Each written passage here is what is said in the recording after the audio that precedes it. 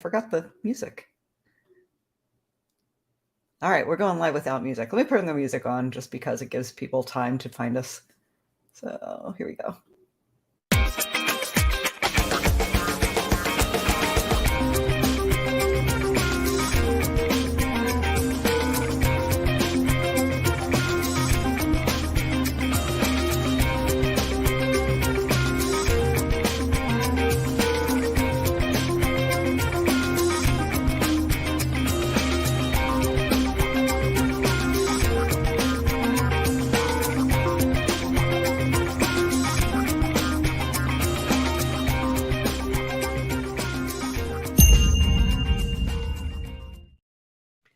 Yo! Hello. Welcome, everyone.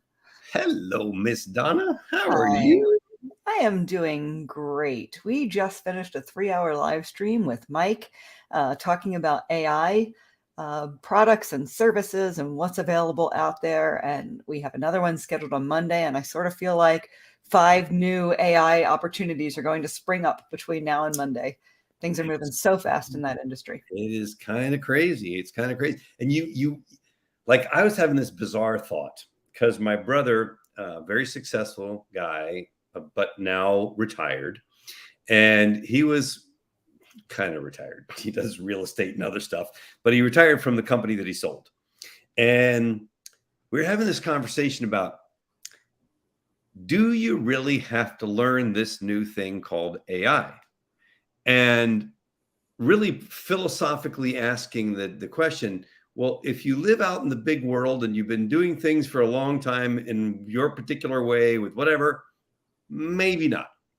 But if you're in online marketing, unless you want to be left in the dust, the answer is yes, you do. So very sorry, but you got to be paying attention. I think even more than online marketing, frankly. I think what we are experiencing right now is truly a change of the world. The world is changing in these moments. What's happening right now with technology is 100% going to change so many industries and so many ways that we approach things, from simple education to medical technologies, our work environments.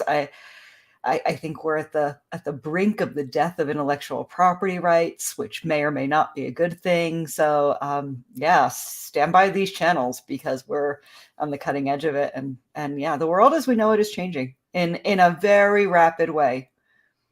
And how appropriate that we would be speaking today about opportunity. Yeah. So interestingly, I have a friend, Bobby Glazer, who has been the chairman of the board, started a company called Acceleration Partners in Boston. They've been on the Inc. 5000 like 8-9 years in a row. Best place to work in Boston, blah, blah, blah. Very, very successful. And he puts out a blog post every Friday called Elevate. And sometimes he has some very interesting things. So I don't think it was a coincidence that he had some thought-provoking stuff to say in his blog post today that I read with my coffee at 7 o'clock in the morning. So I thought, let's just throw some stuff out there and have a dialogue. Miss Donna, I also have, by the way, 8 other sources picked out here. Just wanted to let you know. Wonderful. But this was really cool because he said the following this morning. We don't start life on a level playing field. While we may want to believe life is a meritocracy where people who rise to the top are always most deserving, the objective truth is different. While many of us likely sleep better at night thinking our success is simply a byproduct of our hard work, the reality is that it's very challenging to succeed without a strong foundation of emotional and financial support. Recent studies, based on a wealth of data, have reached a similar conclusion. The single highest predictor of a person's financial success is the level of their parents' wealth. Everyone loves a rags to riches story, and while those do happen, they really are the exceptions if you examine the data more closely. Everyone has a backstory. I thought that was quite challenging. especially for those of us in the groove community who by our very nature are challenging that and saying, hey, we here in this community do have an opportunity and we can take you as far as you want to go. And there is a support system. And maybe we form part of that emotional foundation that Bobby was referencing. But it's pretty thought provoking.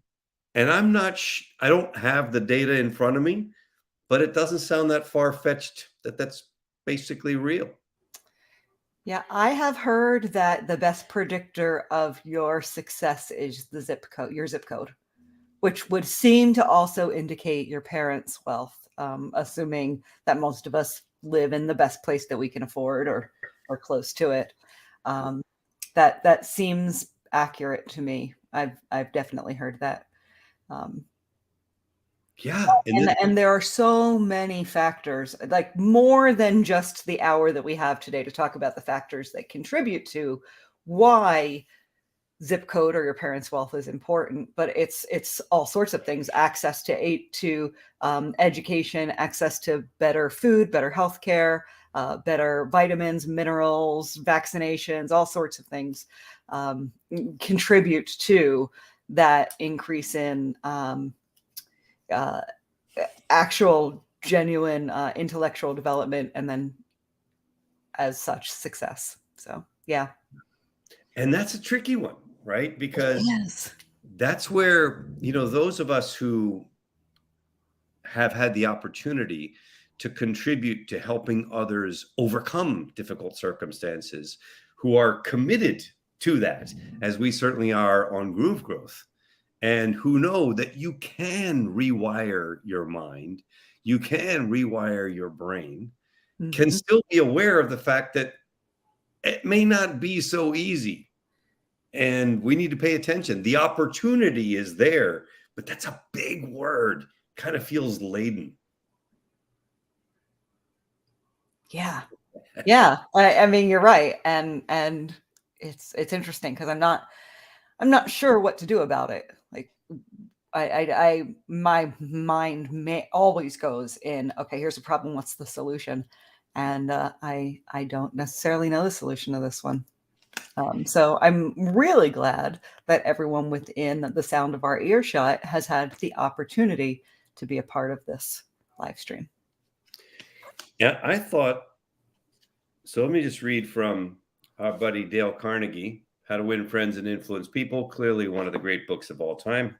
He writes he says the following: that is so important that I'm going to repeat it in italics for the sake of emphasis. This is what he's about to say. Dale doesn't do that very often in this book. I would rather walk the sidewalk in front of a person's office for 2 hours before an interview than step into that office without a perfectly clear idea of what I was going to say and what that person, from my knowledge of his or her interest and motives, was likely to answer. In other words, I want to put myself in their shoes first before stepping into the opportunity. Interesting. This is Dale Carnegie, How to Win Friends and Influence People. He says the following: if as a result of reading this book, you get only one thing, an increased tendency to think always in terms of the other person's point of view and see things from that person's angle as well as your own, if you get only that one thing from this book, this is Dale Carnegie's words, it may easily prove to be one of the stepping stones of your career. Can you put yourself in their shoes? Can you see what their opportunity looked like? And then step in. That's pretty deep for Dale Carnegie to say that. The one thing. Wow. I don't know, man. I found that very thought-provoking when I found this. It was all dog-eared and underlined by me reading it sometime in the past. I was like, wow. Principle number 8, try honestly to see things from the other person's point of view. Because everybody, Bobby Glazer said, everybody has a backstory, and we don't know what it is. I really try to give people the benefit of the doubt as much as possible, and I think that's an approach or a mindset or mentality that will really serve you if you can pick it up. Assume that someone is coming from a good place. Whether they are or not remains to be seen. But if you start off with the people are fundamentally good, people fundamentally have your best interest in mind, that any sort of friction that we feel is really a miscommunication, you can save yourself a lot of heartache. Yeah. And I think it also enables the opening up of opportunity, like we're talking about. Yeah. It creates space. In How to Win Friends and Influence People, Dale Carnegie quotes Dr. Gerald Nirenberg, who wrote a book called Getting Through to People. And he says the following: cooperativeness in conversation is achieved when you show that you consider the other person's ideas and feelings as important as your own. That's what you kind of just said. Well, you give people that out. Starting your conversation by giving the other person the purpose or direction of your conversation, governing what you say by what you would want to hear if you were the listener, and accepting his or her viewpoint will encourage the listener to have an open mind to your ideas. More opportunity for you if you listen intently. Yeah, I think listening is a much more powerful skill to develop than thinking. I mean, than speaking. And it's hard. I remember when I was doing my master's degree in education, one of the things that we did a lot of was dialogic intent, dialogic purpose, all those kinds of ways. It basically teaching methods of listening. And listening really takes an active commitment to do it fully. I don't know what you're going to say next. I have to be open myself to the opportunity to receive, and thereby have this process of co-creation between us that is kind of magical, because I don't know where you're going. I know you speak your mind, so if you don't agree, you're going to definitely say it. It's true. Interesting.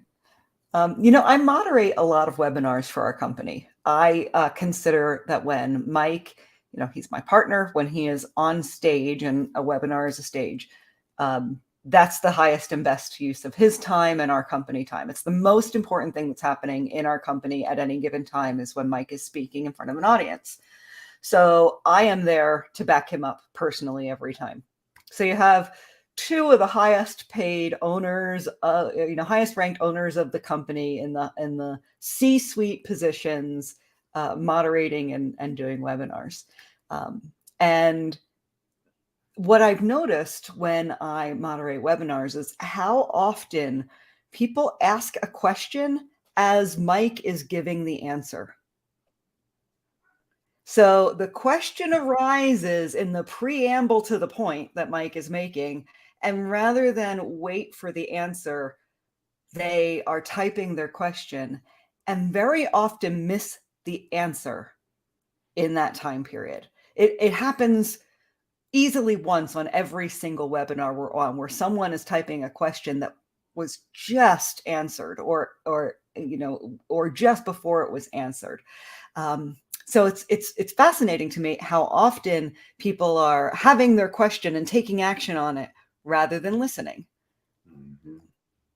Yeah, for sure. Yeah. And I think that it's almost as though we have to continuously both train ourselves and remind ourselves, wait, this is an interactive process. It's not two people having a monologue at each other. It's called a dialogue because there's two having this exchange. And so easy to forget that. And yet it just, as I was pulling out reference material, it just keeps coming up over and over. I love this book. Have you read this? The Lazy Man's Way to Riches? Yes. One of the great oldie but goodies. And you find nuggets in here from our friend Joe Carbo. He said, the only thing that's in your way is you. The old you, the old habits, the old attitudes. The reason it's so hard to get rid of these negative forces is that they're comfortable. You've had them for a long time. You've grown used to them. You've accepted them. You've brainwashed yourself, or more likely, someone has done it to you. Your parents, your friends, your teachers, your boss. They meant well. They wanted you to be happy. And their notion of happiness is that you'll be satisfied with things as they are. And you accepted their definition of happiness because you wanted to please them. Well, I want you to be unhappy. Or more to the point, and you're going to love this, Donna, I want you to be creatively unhappy. I don't want you to accept things as they are. I want you to make life what it can and should be. I love that. Right? Yeah. I love that too. I was like, I saw that creatively unhappy piece. I was like, that sounds like Donna Fox right there. It does. Right? Don't waste time looking back, savoring old regrets, cherishing old mistakes, crying over lost opportunities. Joe Garbo, our man. I was thinking yesterday about negative emotions, things that we would describe as, sadness and depression and anger. And I was having a rough time yesterday for a couple of reasons. And thinking about how I think, I'm not sure, I think that we as humans, having a human biological experience, prefer to be sad than emotionless. At least I was. And I think so I'm on the brink of thinking about this because it really just came up for me yesterday. Wow. Do we prefer to feel, even if it's feeling unhappy, than feel nothing? And I think that might be true. I think there might be some truth to that. Yeah. Well, because if you feel nothing, you're kind of like dead. Yeah, that's it. And I think that's why sometimes we wallow in the negativity, why we remember things like, this is a period of time that's difficult for me and coming very, very just past the anniversary of one of my sisters passing, and I'm coming up on the anniversary of another sister's passing. So very, very difficult 2-month period for me. And I have those dates in my calendar. It's important for me to remember them and acknowledge them. And I think that part of it is because I don't want to forget. I don't want to feel nothing about their passing. I want to be reminded of it, even if it means that I feel sad. But I think that's beautiful. Thank you. I mean, because it is sad. It's a loss. Yeah. There's a hole. And we can say all that we want about the memory filling the hole, but it's not the same as a hug and a kiss and some kind words and a glass of Chardonnay. Sorry. Right. It just ain't. And to bring it back to the concept of opportunity, I think anniversaries are an opportunity for us to feel. And even some of those negative feelings are celebrating the joy of the past and mourning the changes to what I thought the future would be like. I think that's grief in a nutshell, actually, now that I think about it. That's beautiful. Yeah, it was interesting because the past month, my brother, who is my best friend, and we were very, very close, went through one heck of a scare.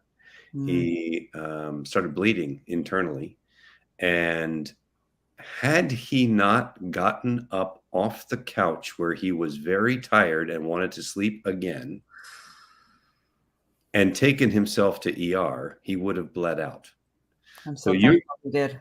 You and I, our hemoglobin levels hang around 15 to 17. He was down to 5. So that means he had a third of the blood left that he came in with. So 13 blood transfusions later, and he's okay. But there was a while there where it was touch and go. And it was kind of like, that's my best friend and my brother and the father of my 3 nephews. And all those ands coming in, like, wow. So of course I'm blessed that I have chanting, and I certainly went and put in a lot of prayers. But at the same time, it's just kind of bizarre to think of, what if he's not there when all of a sudden at a super young age? That makes like difficult. Yeah. Tough. Well, I'm glad he's okay, and I'm glad he got up off the couch and got help.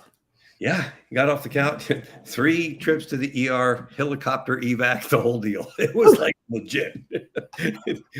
We were laughing because he says, well, I met my deductible the first day. Yeah. Hours. People like to do things dramatically, right? Yeah, I know. So let's switch it up here for a second, because I found, Vishaan has some great stuff. We like Vishaan, I love this book. whether we deal with him personally or not. He is a pretty smart dude. And he talks about living in blisscipline, not discipline, blisscipline. And he quotes Sean Anker, who wrote a book called The Happiness Advantage, who says, it turns out that our brains are literally hardwired to perform at their best, not when they are negative or even neutral, but when they are positive. Yet in today's world, we ironically sacrifice happiness for success, only to lower our brain's success rates. Very interesting. And goes on to talk about the idea that we can train ourselves to bring happiness in as much as possible. And if we do, we become way more successful. That a positive attitude is very necessary for a success point of view, I guess. He says, science is showing us that one of the key things that lets us function optimally in the world is our ability to control our happiness level. It's a requirement for learning to bend reality. While it's a trainable skill, many still find it elusive. And sometimes people say, what are characteristics of the entrepreneur? And I say, a bad memory and an underdeveloped sense of fear.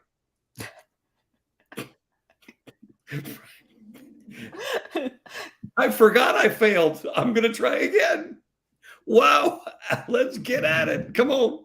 I ain't scared. I failed before. Let's just get at it. Well, and I think it's a common idea that people are motivated either towards something or away from something, a push-pull. It's carrot or stick. Are you moving away from the pain or towards the pleasure? But here's the kind of interesting thing. When you're moving away from the pain, it's either something that you really have no control over, fear that your best friend is going to get hit by a bus. Nothing you can do to stop that unless you happen to be there and push them out of the way. That fear might be something that we're moving away from. A lot of fears around money and finance. But here's the thing. If you're motivated by fear, at some point, it's either something you can't control or something that you can get over relatively easily.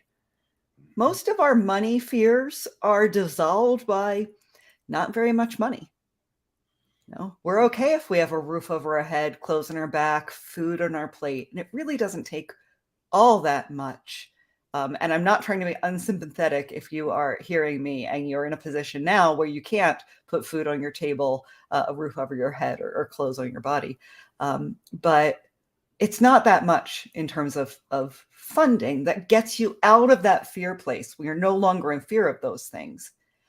But the upside of being motivated by the potential, the future, is unlimited, truly unlimited. There's a very, very small gap between homeless and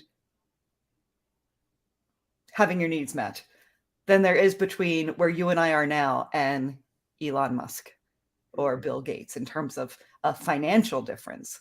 So I think that's another big part of why entrepreneurs tend to be more successful when they're positively motivated, because the upside is so great.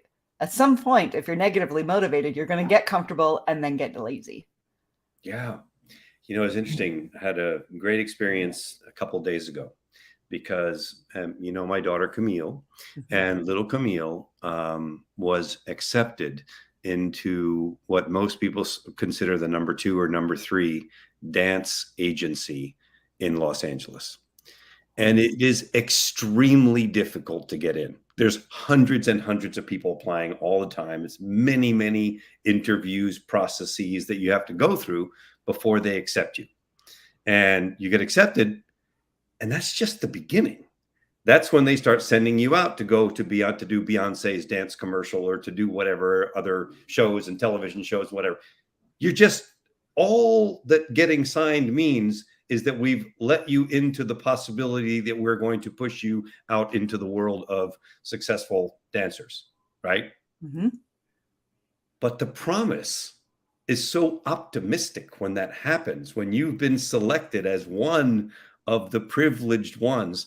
And in Camille's case, she's made a habit for the last 5 years or so of taking every photo shoot she could do for free. In other words, she would volunteer to be the person that they would photograph. And so she's been photographed literally in Paris, in St. Petersburg, Russia, before the Ukraine invasion, in weird places, got paid nothing. But guess what happened? Ordinarily, 2 of her friends that are in this agency, 3 different photo shoots with photo shoots determined by the agency that you must do before you can even think of Camille. They said, Camille, this is the best book of photos we've ever seen. You don't need any photos. You're good. Wonderful. Right? And suddenly there's this promise, and that the positivity keeps people going for the promise. I think that happens a lot in online marketing. I want to take that point and put a practical spin on it for everybody who's listening to this. You can do this yourself. One of the ways that you can be noticed or recognized in an industry is by volunteering to give information or support of people already in that industry. And the way we do that primarily in the online marketing world is through testimonials. When I got started in internet marketing, I gave video testimonials to anyone who would take them from me. Truly anyone who would take them from me. And you know what happened? My mug was on so many websites. My face was there when people landed on various products. They saw information. They were in the industry, and my face was turning up over and over and over again. You know, give by giving a testimonial to some of your mentors. And it's amazing how you will get elevated. Yeah. It's interesting because Vishan quotes Martin Seligman, who wrote that book, Learned Optimism. And this is a great book. He literally tracked the progress of 15,000 salespeople from MetLife over the period. I can't remember how long it was, but what he did was 3 years. He did it for 3 years and tried to measure optimism levels. And here's what they found. The salespeople who scored in the top 10% for optimism performed a whopping 88% better in sales than the reps in the top 10% for pessimism. Wow. That's huge. That is huge. So almost double. Yeah. Almost twice as good to be optimistic. Yeah. I mean, the half empty, half full conversation is legit. And I've really thought about this one. This one's been something that's fascinated me forever, because I sit there and I think to myself, if you see things as half full, I even took it so far as to say, actually, the glass is always full. It's just half full of water and half full of air. And it all, the whole beingness around this fullness versus emptiness is so powerful. It gives me energy. It makes me feel like I can go out and get after it again. My production, my personal production, and my personal effectiveness is dramatically impacted by whether I feel positive or not. Oh yeah, me too. Oh yeah. Every day. Yep. So we do stuff because it creates opportunity. That's our conversation. It creates opportunity. Interesting. In all the books that I went through, If you just look for the word opportunity, it doesn't show up very often. You have to find tangential things to opportunity, like what is driving opportunity, what creates opportunity. But the word opportunity itself, by itself, didn't show up very often. I went looking around, like, okay, what else do I find? Checked our brother Gary Ryan Blair, and he says 2 things about how to set and achieve a goal, attain an opportunity, so to speak. Number 1, remain flexible. When you initiate your action on your goals, a funny thing seems to almost always happen. Sometimes some timelines begin to appear unrealistic. Sometimes you find that achievement will take you longer than imagined. Never happened to me. At any rate, once you get going, factors you could not have anticipated will often emerge. Then the second thing he says is be unreasonable. Nothing of any lasting value was ever created by someone who was reasonable. It is the unreasonable people, those discontented with the status quo, the dreamers and visionaries who nevertheless have their feet planted firmly on solid ground, who improve people's lives and advance society. And I can tell you, I don't believe that my dear friends, Mike Filsame and Donna Fox, are reasonable. I think you are unreasonable in this way. Okay. For all the right reasons. I will accept unreasonable for all the right reasons. Be uncompromising in areas that permit no compromise. In the truly important matters, do not hesitate to ask for a great deal from yourself and from the people around you. Demand it. Expect it. Yeah. Go for it. I do believe in that you had said Vishen talked about discipline, and I really do believe that happiness comes through discipline. And expecting that a high level of performance from the people around you is going to help you experience more bliss in life. Yeah. Demand it. Demand excellence. You deserve excellence. He goes on to say, reasonable people can talk themselves out of anything, no matter how great the merit of the goal. If anyone tells you to be reasonable, run. Don't just walk away. Successful people do what unsuccessful people simply won't or can't do. And in so doing, they frequently achieve the impossible. And speaking of discipline and discipline, my main man, Martin Grunberg, has some great stuff in The Habit Factor. He says the following: humans are by nature creatures of habit. It's widely reported that up to 95% of our thoughts and 45% of our behaviors are based on habit. If you think about it, most of our daily activities are a product of habit. The reality is the habits we possess or fail to possess wield significant influence over us and go far deeper than our daily routines. Ultimately, habits shape our destiny. I think that's true. Habits are that discipline thing you were just talking about, Donna. Mm-hmm. Our habits give clues to our personality, and that works in both directions. Your personality can drive your habits, or your habits can drive your personality.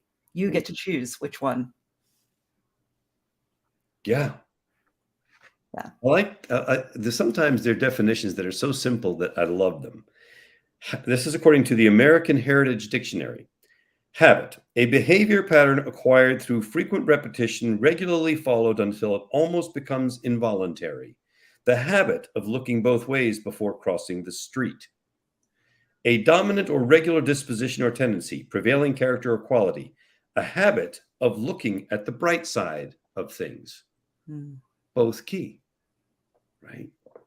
You get into those habits, they really work. Like, for example, for me, one of my habits, I don't like having a lot of stuff in my inbox. I just don't. And therefore, I get up early in the morning and hit that inbox. And I generally hit the inbox at the end of the day also, so that it doesn't start as full as it could. And as you do, I get a lot of stuff. But through the habit of clearing it out, it creates a lot more space for the stuff that is important.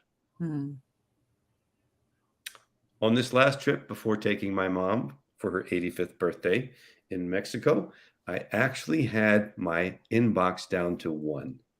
Wow. 1. That's And I left it there just because it was Google's invitation to the Bard AI beta test. That is impressive. Right? It took some work. Yeah. Get down to 1, but that was pretty impressive. It's not there anymore, I must say. It's only been back a day, but it's pretty much whatever. So, our man, Jim Rohn, my main man, he says the following: those people and events which have left their mark, whether favorable or unfavorable, are now behind us. What happened even as recently as yesterday is no longer of any consequence unless we choose to allow it to be. What is of great importance is who and what it is that leaves its mark today and each day thereafter. What we have been is an established and unchangeable fact. What we can yet become is an unlimited, boundless opportunity. I did find the word of Jim Rohn stuff. Nice. Therefore, do not allow your awareness of past difficulty or failures to adversely affect your current and future possibilities. The greatest value of the past is how wisely we invest it into the future. Let the past be a servant for making the future both more enjoyable and profitable. I love that. I love that too. Past be a servant. Mm-hmm. The future more enjoyable and profitable. Yeah. That Jim Rohn dude, he's pretty deep. He goes on to say a little bit later, it is ironic that one of the few things in this life over which we have total control is our own attitudes. And yet most of us live our entire life behaving as though we had no control whatsoever. By our attitude, we decide to read or not to read. By our attitude, we decide to try or to give up. By our attitude, we blame ourselves for our failure or we foolishly blame others. Our attitude determines whether we love or hate, tell the truth or lie, act or procrastinate, advance or recede, and by our own attitude, we, and we alone, actually decide whether to succeed or fail. Mm. Good. Good. He kind of just calls it like it is, Donna. You know what I'm saying? Brother Jim, he's like, okay, in your face. I think a lot of it too is so that touched on so many things. This idea of identity. I am this way. I don't think any of us are a way. I think we choose to act in accordance to a way. And then the way we are comes out of how we act. And as much as a habit might have, I'm going to take something like laziness. Now, I don't consider myself a lazy person, but if you asked me, if we had a 20-minute discussion about laundry, and then you asked me if I was lazy, I might say, oh yeah, I'm lazy, because I would rather buy more clothes than do my laundry. Like, so I think part of, we all have all the characteristics. We do. We all have them all. People are pianos. We all have every key. We choose which ones we want to play. Mm-hmm. And in certain circumstances, I might be lazy, but I don't consider myself a lazy person. And I think people who focus on, they decide that there's a thing in their life that as a result, they are lazy. Insert any negative personality trait that you want in here instead of laziness. But they decide, because they're focused on one area of life where that demonstrates or makes itself apparent.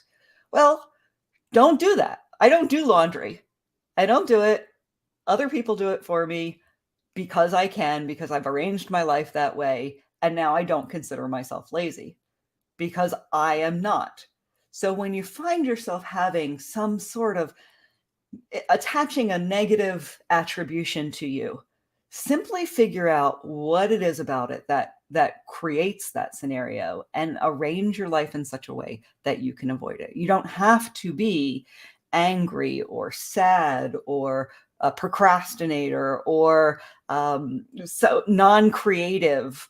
None of us are any of those things, but we think we are. Maybe because we've been told, maybe because we've told ourselves, maybe because we're just focusing on the wrong areas of life. Mhm. Yeah. There is a lot of self-flagellation out there. People just beating themselves up for whatever. Yeah. And if you can do one thing, just stop calling yourself something and instead calling out your actions on that thing. Mhm. Not I am lazy, I am being lazy. Mhm. World of difference between those two. World of difference. Yeah, for sure. Negative self-talk's a bear. Mm-hmm. That one's a tough one. Jim says, as you read these words, your attitude has determined what you are. Your enthusiasm, intensity, faith in yourself, patience with yourself and others, and childish excitement about your boundless future is a result of that single word, attitude. I love this line. The work of God is finished, but the work of your creating your better future has just begun. Mm. No matter what your religious beliefs, I love that word. The work of God is finished, but the work of creating your better future has just begun. For as long as you continue to draw breath, you have the chance to finish that work, and in so doing, complete the work in and for the earth and for yourself that God has left undone. Yeah, I'm down with that. Yeah. I No like that. argument from me. I like that one too. Yeah. And I really think that our community is largely about what we've been talking about, opportunity. It Yeah. is a place where you can come, and if you're feeling down, you can get picked up. If you don't know enough, you can learn more. If you need a friend, you can find them. If you need counsel, you can get it. If you need an example, you can get it. If you just need to hang out around some people who are doing stuff, you can hang out around people who are doing stuff and let it rub off. It's Mm-hmm. like an amazing place. I think Groovesters are amazing, actually. I am in Marvel. I'm in Marvel. It's 4 hours of live stream. Language is hard. Words are hard. I marvel at how amazing and resilient some of our Groovesters are. Positive, helpful, engaging people in this community, and I think that part of it originally is thanks to these amazing group growth programs that help us um, fix ourselves on the inside and in our head, and our thought processes is just as important as learning SEO or how to build a sales page or how to use AI to generate more content in your business. Maybe more important, frankly. Yeah, Jim always says happiness is an inside job. And so is self-development, so is paying attention, so is all those things. And I'm with you. I think that the community is so powerful and so meaningful, and getting this nutrition, if you will, for our mind is super important. How often do you wash your body? Daily. How often do you do your teeth? Several times a day. Good. How often are you cleansing your mind? Hopefully enough. Mm. And for those of us who are not, well, it's there for you. Here it is. Every week. Every week we provide great stuff, great experts, great people, great messages. I have to do something. I have to share. Hold on a second. I need to find something I got to share about sometimes the impact that we make, and we don't even know. So I've got to find this real quick because Okay. sometimes we don't know the how big a thing is that we have for somebody, an impact that we have, and you get a message like the one that I got, and While here it you're is. looking for that, oh, hold on one second. I just want to say, MJ, I see your comments. Thank you so much for them. That groove leaders attract like-minded people, and the right ones stick always. I truly believe that. I think that like attracts like, and pat myself on the back. The reason why the groove community is so good is because we're all so good. Yeah. So Groove Growth this past week was Dr. Humble. And here was the email that I got. I have been watching In Between Patients this morning. I wept with memories of past today and hope for tomorrow. You are a true beacon in my life, and I love you dearly. My prayer is something was said that will touch someone else at the right time, in the right way, for the right reasons. Love and blessings. That was from our Groove Growth session together. That's beautiful. Right? So cool when this happens, and it's available for all Groovesters out there in the world to just tap into. And this was the guy who was doing the interview, sharing lessons with us, which were phenomenal, by the way.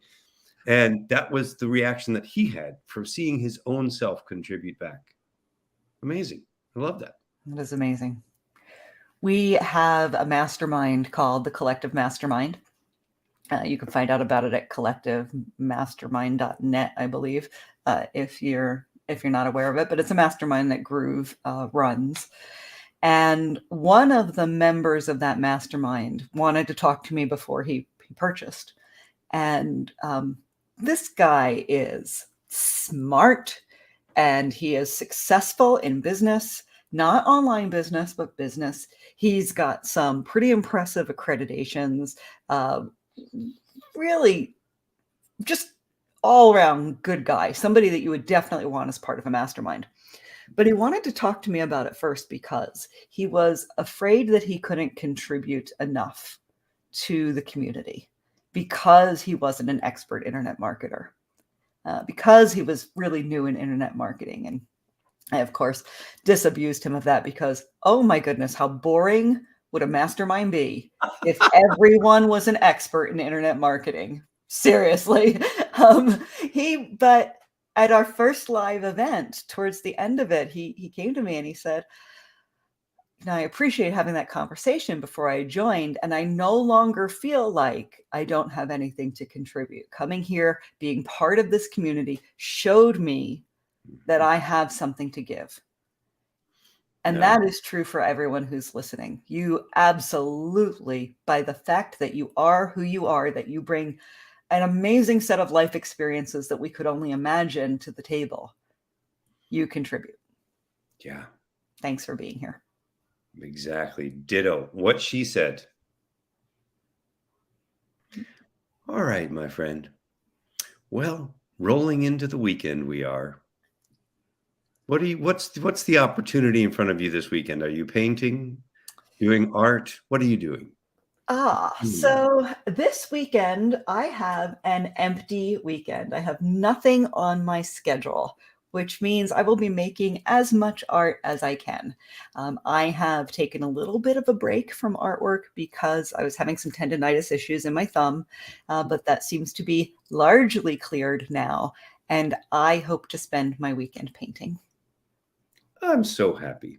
That's great. And it will fill you back up again to go back out next week and do what we need to do and what we can do and hope to do for our community. So thank you very much, everybody, for joining us. We appreciate it and look forward to seeing you again next month on Groove Growth, my favorite hour of the month. Donna Fox, thank you so much. Mine too. Thank you, Ridgely, as always. If you can't wait for next month to get another dose of the amazing Ridgely Goldsborough, go visit GrooveDigitalAcademy.com. Find Groove Growth there. You should have gotten a login when you signed up for Groove, whether you're a free account or a paid member. Groove Growth is something that we think is so important. We give to every single member of the Groove community. So you can sign up for it at Groove Digital Academy today for free. Amazing content from Ridgely, incredible interviews, and it's all about just getting your head right, because that is really the most important thing. Thanks all. See you next month. Ciao.